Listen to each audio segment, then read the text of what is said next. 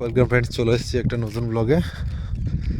তো অনেক দিন আমাদের ওই ছোট ঘরটাতে যাওয়া হয়নি।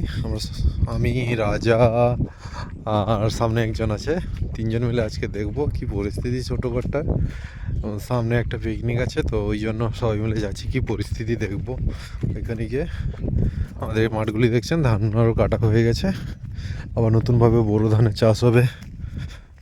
বোরো ধানের চাষের জন্য বীজ ধান ফেলার জন্য মাটি সব রেডি করা হচ্ছে।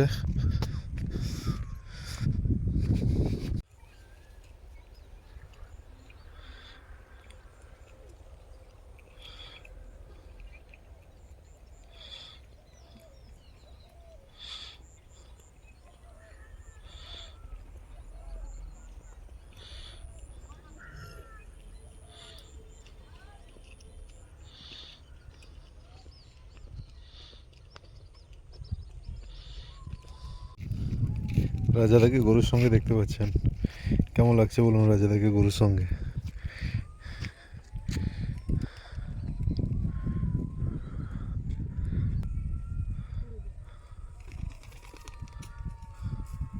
পায়রাগুলো উড়ে গেল। এই যে পৌঁছে গেলাম মুদের সেই চীনা পরিচিত সুইমিং পুলগুলোর কাছে।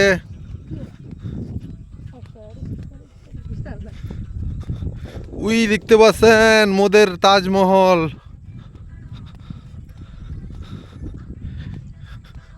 গিয়ে পৌঁছে দেখাবো মোদের তাজমহলের কি পরিস্থিতি হইল। পুরা জায়গাটা এখন পুরা শুনশান হয়ে গেছে। চাষবাস সে ধান কাটার পরে পুরো ফাঁকা হয়ে গেছে জায়গাটা।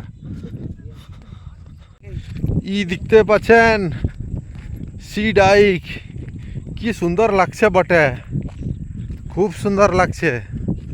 আর মুরাও পৌঁছে গেছি মুদের তাজমহলের কাছে, ব্ল্যাক তাজমহল।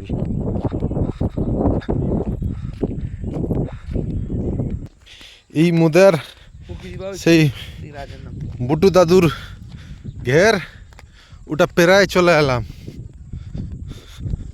এই যে মুদের তাজমহল, তাজমহলের সামনে উনানের ধ্বংসাবশেষ পড়ে আছে বটে।